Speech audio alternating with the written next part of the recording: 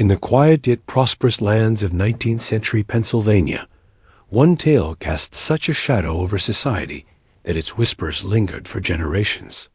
This was not a story of fleeting misfortune or harmless superstition. It was a calculated descent into terror woven inside the walls of a mansion that, to outsiders, gleamed with wealth and refinement. The central figure was Jeremiah Hartwell, an industrialist whose fortune rose like a steel tower during the boom of the Iron Age. But hidden behind that charm and power was a truth so disturbing that when it surfaced in the year 1835, it shattered every polite illusion in Millbrook County and echoed through the entire state. Over 25 years, 5 women stepped across the marble threshold of Hartwell's estate as brides, each intelligent, healthy, and spirited when they arrived. Yet, without fail, every one of them followed the same descent into madness within months of sleeping in the same grand suite.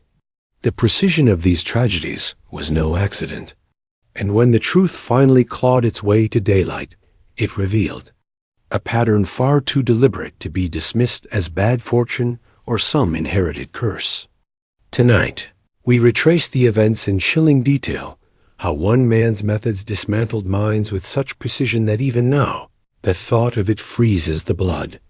Before our descent begins, imagine the town of Millbrook in 1820, once a quiet farming settlement nestled in valleys rich with coal. It had transformed into a bustling hub. Smoke curled from the tall stacks of factories lining the Monongah River, and elegant new homes stood proudly along the surrounding hills. Among those drawn to this opportunity was a young man from rural Ohio, Jeremiah Hartwell, only 25 years old, tall, striking, and already burning with ambition. He was the son of a blacksmith who had clawed his way up through grit and relentless cunning in just 5 years. Hartwell founded the Hartwell Iron Works, producing vital components for the railroads feeding America's westward expansion. His success allowed him to commission a mansion upon Beacon Hill, a Georgian masterpiece of 42 rooms, imported marble, and gardens trimmed with mathematical precision. But the jewel of the home was its master bedroom, a sprawling suite, draped in fine wallpaper from France, anchored by a carved cherrywood bed, and framed by tall windows that drank in the valley's light. To the community, Jeremiah embodied the perfect gentleman. His piercing blue eyes, silvering hair, and way of making anyone feel singular in his attention placed him at the center of every social gathering. When news came that he would marry Margaret Dunlop, daughter of a respected judge, the town celebrated the union as though it were a royal event. The ceremony, in October 1829, glimmered with elegance, 300 guests, candlelit halls, and music that swelled through the church rafters. Yet by the following spring, shadows had begun to creep into Margaret's life. Friends noticed a distant look in her eyes during visits, her attention drifting toward empty doorways. Her sister Catherine would later recall private moments when Margaret spoke of the house as if it were alive watching her, whispering through its walls. And then came the mirrors.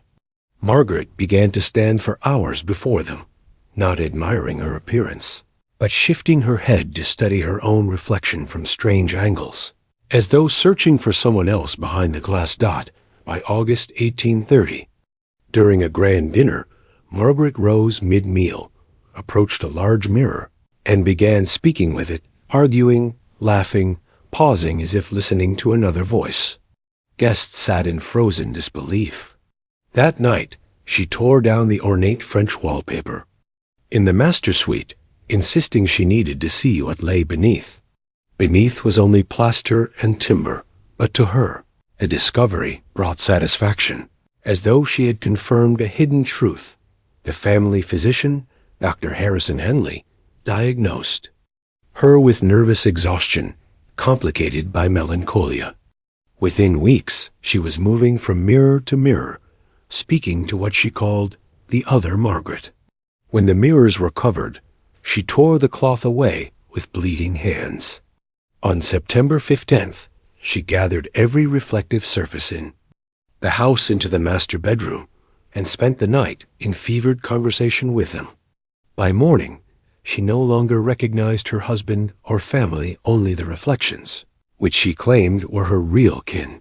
Margaret was committed to the Pennsylvania Hospital for the Insane, where she would remain for 43 years. In Millbrook, whispers blamed delicate female constitution or the sudden strain of social elevation. Hartwell retreated into reclusion, sealing the master suite and surrounding himself with medical books, obsessively studying mental afflictions. When Margaret died in 1833, her grave bore only the words, "Beloved wife at peace." The following year, Hartwell married again, Elena Rodriguez, daughter of a Spanish merchant. Confident and radiant, she embraced her new life and reopened the master suite, filling it with fresh furnishings and, curiously, a new array of mirrors. For 6 months, she thrived, her charm winning over local society. But by February 1835, subtle changes emerged. Her maid, Maria Santos, kept secret notes, hours spent before the vanity mirror, staring slightly away from her own image, whispering to an unseen presence. Unlike Margaret, Elena's mirror conversations were calm, even friendly. She claimed the reflection, a mirror woman, told her secrets about the house, its former owners, and hidden spaces within the walls. By April, she confided that the first Mrs. Hartwell was still present, trapped inside the mirrors, warning future wives of a dangerous truth. Hartwell, rather than seeking immediate help, began what he called observation. He recorded which mirrors prompted the longest talks, and when. Every pattern pointed to the master suite between sunset and midnight. Elena eventually claimed Margaret had not gone mad, but had been silenced after discovering something unspeakable secret. Rooms hidden monitoring, and that the medicine Hartwell provided caused hallucinations designed to mimic insanity. When Elena found a concealed passage behind a wardrobe, lined with observation holes into the bedrooms, Hartwell's composure faltered. Word spread.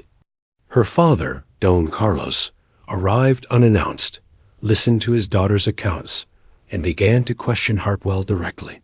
In the tense library meeting that followed, Elena revealed details of Hartwell's past dealings she could not have possibly known unless someone had indeed been watching and recording every moment in that house. The confrontation escalated until Elena led them to a hidden compartment behind the master suite's wall.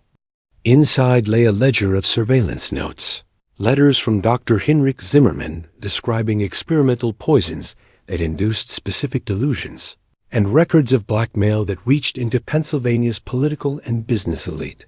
The housekeeper, Sarah Quinn, stepped forward, admitting she had prepared the tainted medicines for both wives. The truth was undeniable. Margaret had been poisoned into madness, her warnings dismissed as delusions, while Hartwell's empire thrived on the secrets stolen through those hidden passages. Jeremiah Hartwell was arrested, tried, and found guilty of murder, attempted murder, conspiracy, and fraud. He was hanged in December 1835. Elena recovered fully once the drugs left her system and lived out her life far from Beacon Hill. The mansion was stripped, its passages sealed, and laws were changed to prevent such abuses from being hidden under the label of madness again. Yet the marker that stands on that ground today carries a quieter warning that evil can wear the face of refinement, and that sometimes the walls really are watching.